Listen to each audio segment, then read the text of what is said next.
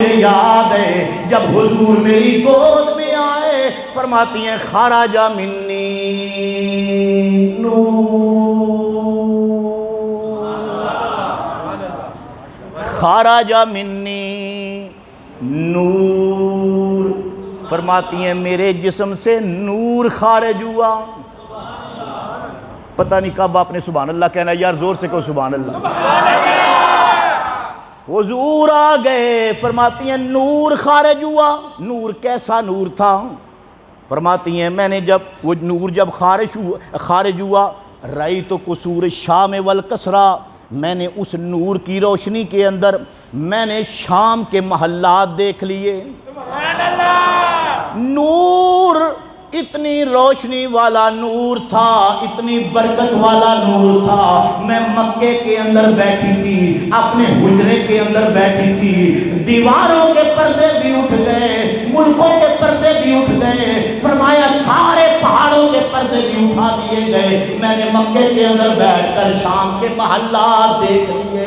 لوگوں، نبی نے آتے ہوئے یہ پیغام دیا، میرے نور کو کوئی عام نور نہ سمجھنا، میرا نور وہ ہے اگر میں مکے کے اندر اپنی ماں کو بٹھا کر شام کے محلات دیکھ سکتا ہوں، میں مدینے میں بیٹھ کر تمہاری محفل میلاد کو بھی دیکھ سکتا ہوں۔ پھر پتہ چل جائے گا کون بول رہا ہے، کون سلامی پیش کر رہا ہے، کون خوش ہو رہا ہے، کون جھنڈے لہرا رہا ہے، کون آج خاموش ہے، کون ہے ایسا دیوانہ جو مسجد میں بیٹھ کر بازاروں کے اندر بھی، یاروں کے اندر بھی، اپنوں کے اندر بھی، غیروں کے اندر بھی آج 12 ربیع الاول کو یہ پیغام سنا رہا ہے، آج محبوب کا یوم میلاد ہے، دونوں عالم سجائے سوارے گئے، آج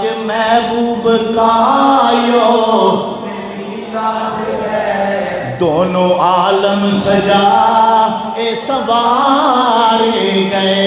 حضور تشریف لے آئے، حضور تشریف لے آئے، سرکار آئے، فرشتوں نے سلامی پیش کی، فرشتوں کی سلامی دینے والی فوج گاتی تھی، جناب آمنہ سنتی تو یہ آواز آتی تھی، سلام آمنہ کے، سلام آمنہ کے لال اے محبوب سبحانی، سلام فخر موجودات، فخر نوح انسانی۔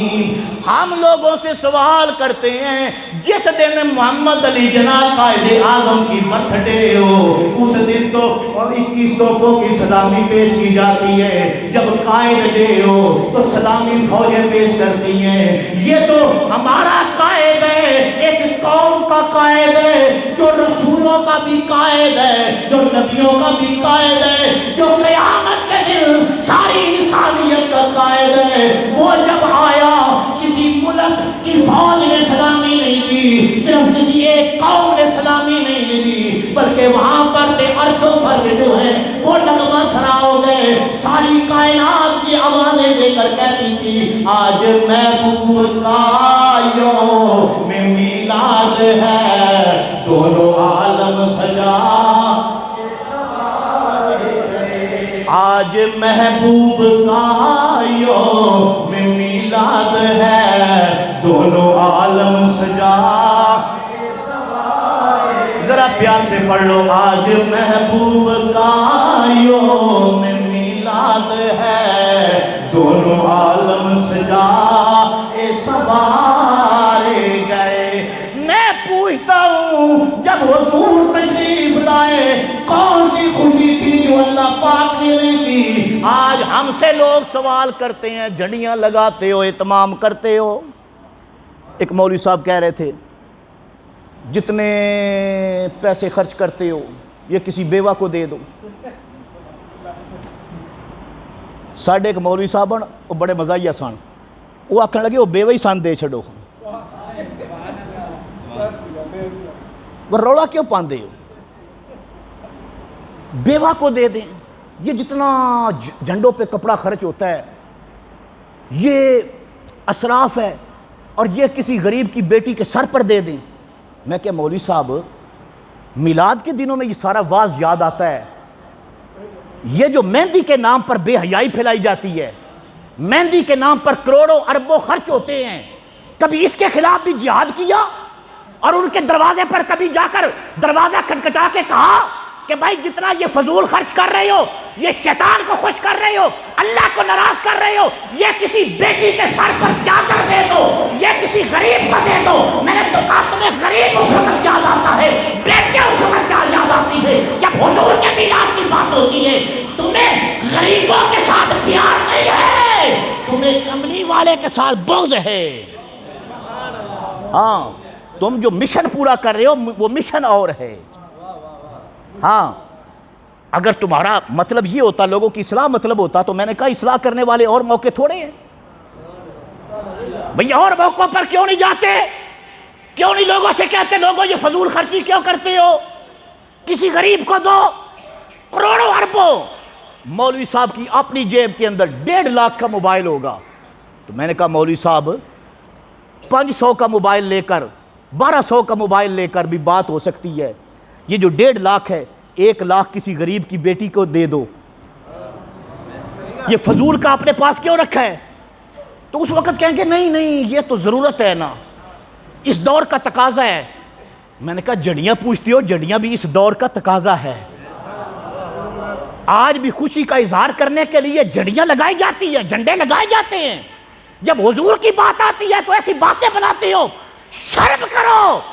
اگر سرکار کے سچے ہوتی ہو, حضور کے ساتھ محبت ہے, تو باتوں میں کیڑے نہ نکالو.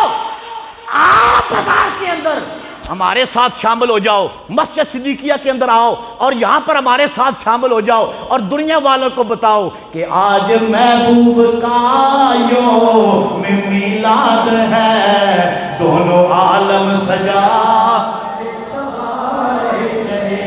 آج محبوب کا یوم میلاد ہے, دونوں عالم سجا.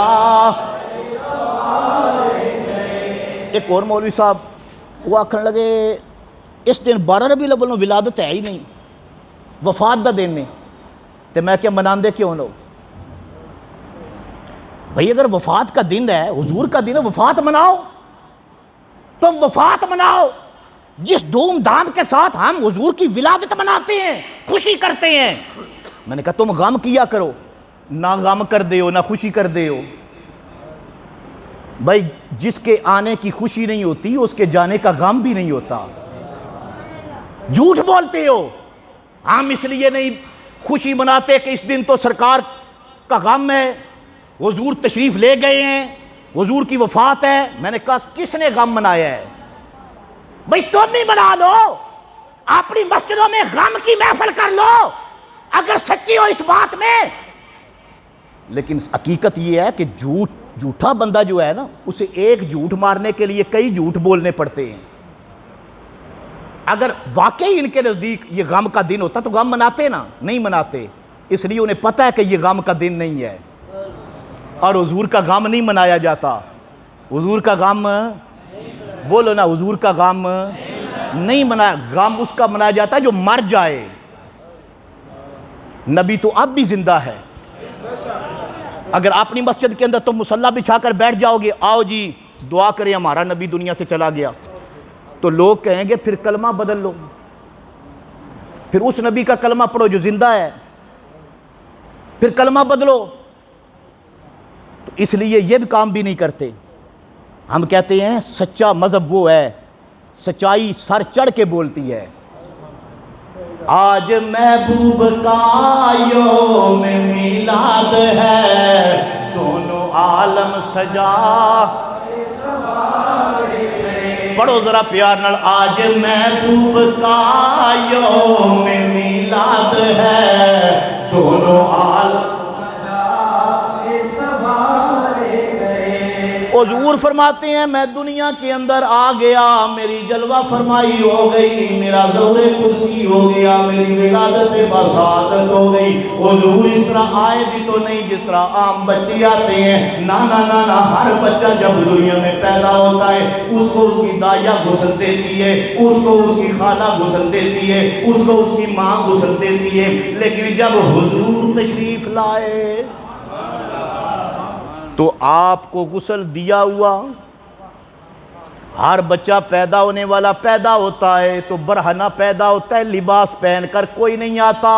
حضور جب آئے تو آپ جنتی حریر کے اندر لپٹے ہوئے تھے، خوشبو لگی ہوئی تھی، جنتی حریر کے اندر لپٹے ہوئے تھے، غسل دیا ہوا تھا، ناف بریدہ پیدا ہوئے تھے۔ میرے آقا دنیا کے اندر تشریف لائے تو خوشبوئیں پھیل گئی۔ حضور فرماتے ہیں میرا جب قدم زمین پر لگا، پہلے دن کا میرا چھوٹا سا ننھا سا قدم جب زمین پر لگا، میرے آقا خود میلاد بیان کر رہے ہیں، خود میلاد کی برکتیں حضور بیان فرما رہے ہیں۔ آقا فرماتے ہیں لوگوں میرا جب قدم زمین پر لگا پہلے دن کا، جُعِلَتْ لِيَ الْأَرْضُ مَسْجِدًا وَطَهُورًا، اللہ نے زمین کی جڑوں کو بھی پاک کر دیا، زمین کو پاک کر کے ستھرا کر کے زمین کو مسجد بنا دیا۔ آج تمہارا جہاں جے دل کرے، جہاں تمہاری طبیعت مانے، جہاں وقت ہو جائے وہاں پر اپنی چادر بچھاؤ، مصلی بچھاؤ، نماز پڑھ لو۔ پہلی امتوں پر پابندی تھی، اپنے معبد خانے میں جا کر پڑھو گے، اپنے کلیسا کے اندر جا کر پڑھو گے، اپنی عبادت گھر کے اندر جا کر پڑھو گے، لیکن حضور جب آئے سرکار فرماتے ہیں میرے قدموں کے لیے ساری زمین کو رب نے ستھرا کر دیا۔ یہ تو آقا کے میلاد کی برکت ہے جو قدموں کی برکت ہے۔ تو قدم قدم ہوتا ہے، جس نبی کے قدم اتنی شان والے ہیں وہ نبی خود کتنی شان والا ہوگا، اس نبی کے ہاتھ کتنی برکت والے ہوں گے، اس کی آنکھیں کتنی شان والی ہوں گی، اس کی زبان میں کتنی برکت ہوگی۔ میرے بھائیوں آؤ، میلاد کے اندر پیغام ہے، اور جب تک میلاد کا پیغام لوگ نہیں سمجھیں گے، عقیدوں کے اندر خرابی، لوگوں کی اعمال کے اندر خرابی، لوگوں کی صبح اور شام کے اندر خرابی۔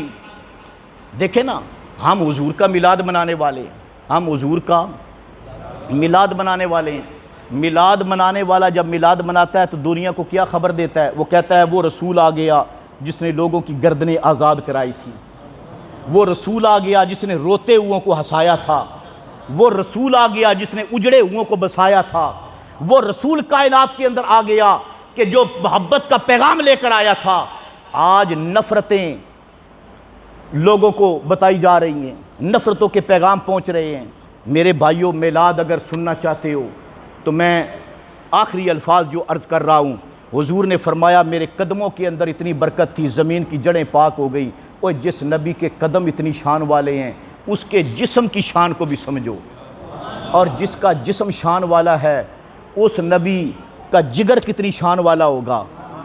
اور میں اگر جگر تک بات پہنچی ہے، اگر بات نہ کروں تو بد دیانتی ہوگی، اس لیے کہ اگر بندہ ڈنڈی مار کے نکل جائے نا تو پھر اللہ کی بھی پکڑ ہوتی ہے، رسول کی بھی پکڑ ہوتی ہے۔ میں نے قدموں کی بات کی ہے، قدموں کی کرتا ہوں تو جگر کی نہ کروں، یہ بھی تو بد دیانتی ہے۔ جس نبی کے قدم اتنی شان والے ہیں اس نبی کا دل کتنی شان والا ہے، جگر کتنا ستھرا ہے، اور پھر جو جگر کا ٹکڑا ہے وہ کتنا پاک ہے۔ بھائی نبی کے قدموں، میرے نبی کے قدموں کی طہارت میں کوئی بندہ شک کر سکتا ہے؟ جو قدموں کی پاکی میں شک کرے وہ بے ایمان، تو جو جگر کے ٹکڑے کی پاکی میں شک کرے وہ ایماندار کیسے رہے گا؟ حضور نے فرمایا تھا فاطمہ بدعۃ منی، فرمایا میرے نبی کی جو بیٹی ہے نا زہرا بطول، اس کی شان یہ ہے میرے جگر کا ٹکڑا ہے۔ اب کوئی بندہ اس بات کو سمجھے یا نہ سمجھے مجھے نہیں پتا، حضور نے فرمایا میرے جگر کا ٹکڑا ہے۔ کیا ہے میری جگر کا؟ بولو نا، میرے جگر کا۔ مولوی ساری باتیں سمجھاتے ہیں، یہ بات نہیں سمجھاتے۔ میں نے کہا اس بات پہ تمہاری سوئی کیوں اٹک جاتی ہے، یہاں پر آگے کیوں نہیں بڑھتے؟ اوہ یہ بات بیان کرتے ہو حضرت خالد بن ولید جنگ لڑ رہے تھے تو کسی نے کہا کہ کامیاب کیوں ہوتے ہیں ہر جنگ کے اندر؟ ٹوپی اتار کر کہنے لگے اس ٹوپی کے اندر سرکار کا بال ہے۔ میں نے کہا جس نبی کے بال کی شان مانتے ہو اس کی آل کی شان کیوں نہیں مانتے؟ جس دن تم نے نبی کے میلاد کے اندر حضور کی بال کی شان بیان کر کے نبی کی آل لوگوں کو سمجھا دی، اس وقت پیغام پہنچ جائے گا، لوگوں جس طرح میرے نبی کا بال بے مثل ہے۔ توجہ میری طرف کرو، بال جو ہے نا، بال کا رشتہ کیا ہوتا ہے؟ بال بڑے ہو جائیں کاٹ دیے جاتے ہیں، جب بال کٹ جائے مسجد میں آپ نہیں گرا سکتے، کیوں؟ ناپاک ہوتا ہے۔ کٹا ہوا بال مسجد میں نہیں گرا سکتے، کیوں؟ ناپاک ہوتا ہے۔ یہ ناخن حاجی صاحب ہوں، قاری صاحب ہوں، مولوی صاحب ہوں، یہ ناخن وضو کریں بالکل پاک ہیں، لیکن اس کو کاٹا جائے، جو کٹ جائے ناخن، وہ کیا ہوتا ہے؟ ناپاک ہوتا ہے نا، بولو نا بھئی، اتنے مسئلے کا تو پتہ ہے۔ بال کٹ جائے ناپاک، اور ناخن کٹ جائے ناپاک، کیوں؟ اب جسم سے جدا ہو گیا، بال اس لیے ناپاک ہے جسم سے جدا ہو گیا۔ بے شک پیر صاحب کا ناخن ہے، بے شک مولوی صاحب کا ناخن ہے، اگر جسم سے کٹ گیا، علیحدہ ہو گیا، ناپاک ہو گیا۔ لیکن میں صدقے جاؤں، میرے نبی پاک کے ناخن مبارک، حضور کے بال مبارک، ہاں کہتے ہیں آخری وقت آیا نا، حضرت امیر شام، حضرت امیر معاویہ کا آخری وقت آیا تو کہنے لگے کہ جاؤ فلاں جگہ پر نا ایک پوٹلی پڑی ہے وہ لے آؤ۔ بندہ گیا پوٹلی لے آیا، پوٹلی میں حضور کیا ہے؟ کہنے لگے اس کو کھولو، کھولا، اس میں بال بھی تھے ناخن بھی تھے۔ کہنے لگے فوت ہو جاؤں نا میرے چہرے پہ رکھ دینا۔ پتہ نہیں سبحان اللہ آہستہ کہہ رہے ہو؟ میں نے اگر غلط بات کی ہے، علامہ ابن حجر مکی نے یہ واقعہ لکھا ہے، کہتے ہیں کہ انہوں نے کہا کہ یہ بال جو ہے نا یہ سرکار کے بال ہیں، یہ ناخن حضور کے ناخن ہیں، یہ میرے چہرے پر رکھ دینا۔ بھئی یہ تو جسم سے جدا ہو گئے تھے، ذرا ان کو دیکھو جو جدا ہو ہی نہیں سکتے۔ بھئی ناخن رسول اللہ کے ہیں لیکن جدا ہو سکتے ہیں، بال حضور کے ہیں جدا ہو سکتے ہیں، لیکن جگر کا ٹکڑا، جگر کاٹ کر علیحدہ ہو سکتا ہے؟ بولو نا یار، نہیں ہو سکتا نا۔ خون جسم سے نکال کر علیحدہ ہو سکتا ہے؟ نہیں ہو سکتا نا۔ تو خدا کی قسم جو جان ہوتی ہے وہ علیحدہ ہو سکتی ہے؟ علیحدہ ہو جائے تو بندہ ہی مر جاتا ہے۔ حضور نے فرمایا علی میری جان ہے۔ اب دلی نہیں زور سے کو سبحان اللہ۔ اب بڑے بندے ہوتے ہیں، آپ تو ماشاءاللہ، میں وہ بندے کہہ رہا ہوں، بندے نہیں، بڑے مولوی ہوتے ہیں جن کی طبیعتیں خراب ہو جاتی ہیں۔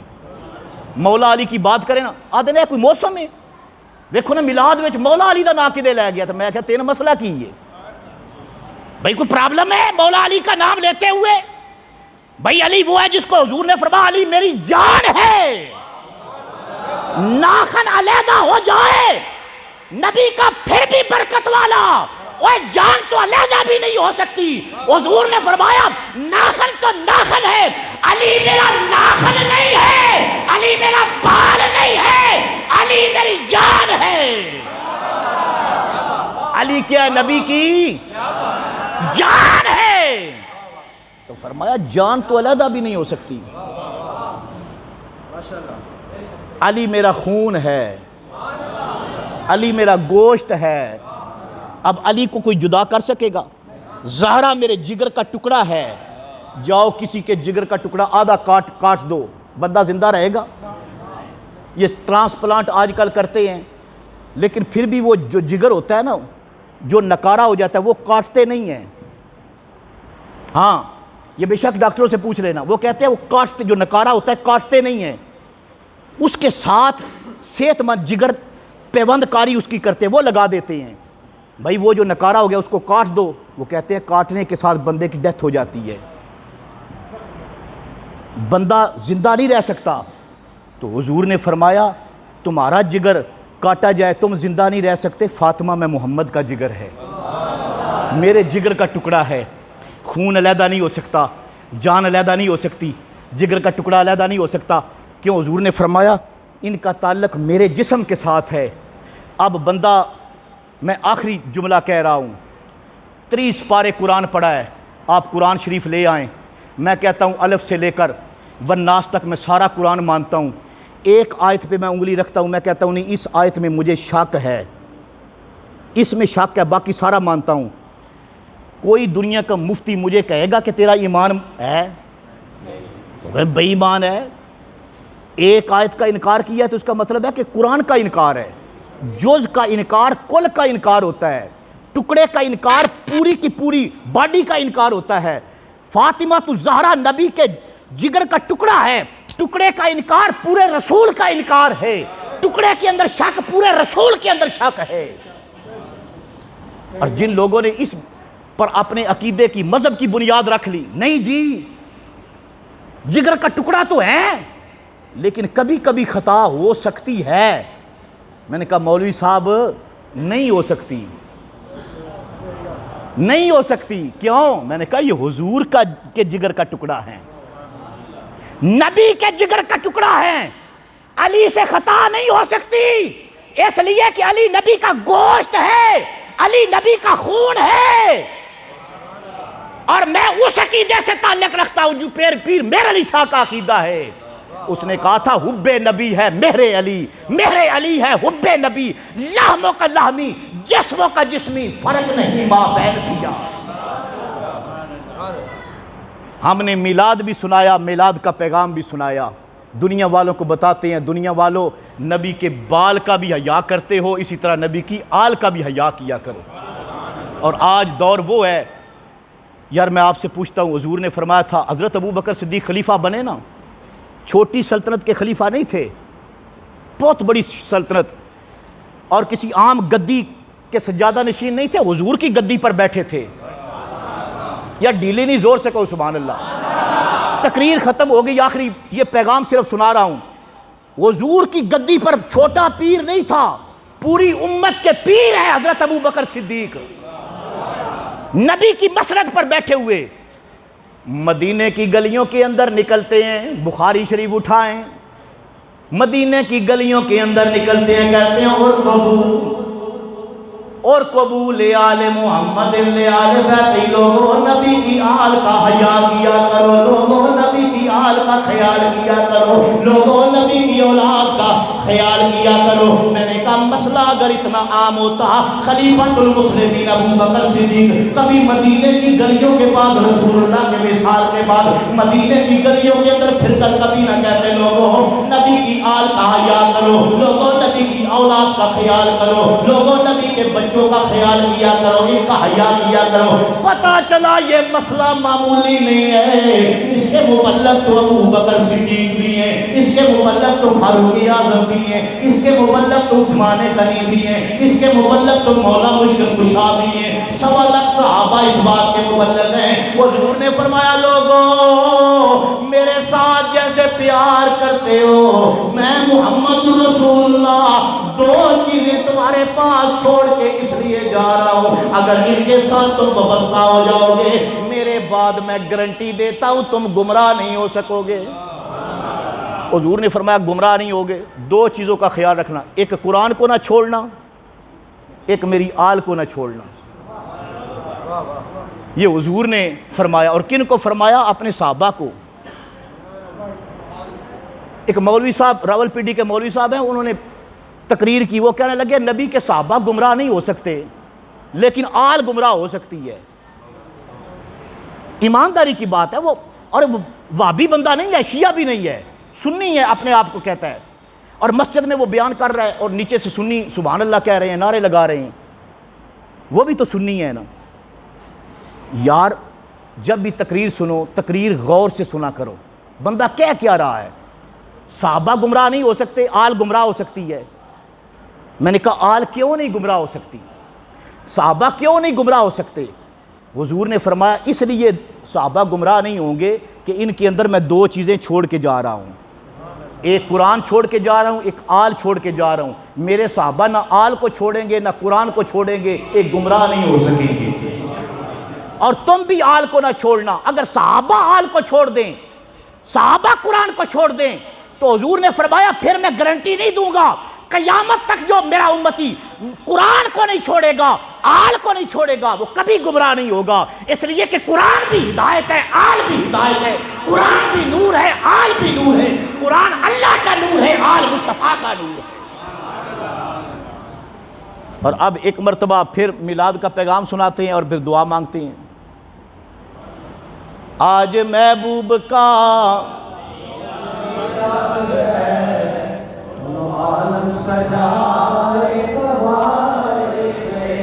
کئی بندے آخنے ویکھو نا گل ہو رہی لے کے دے گئے نا، ایمانداری کی بات ہے، یہ حضور کی بات ہے۔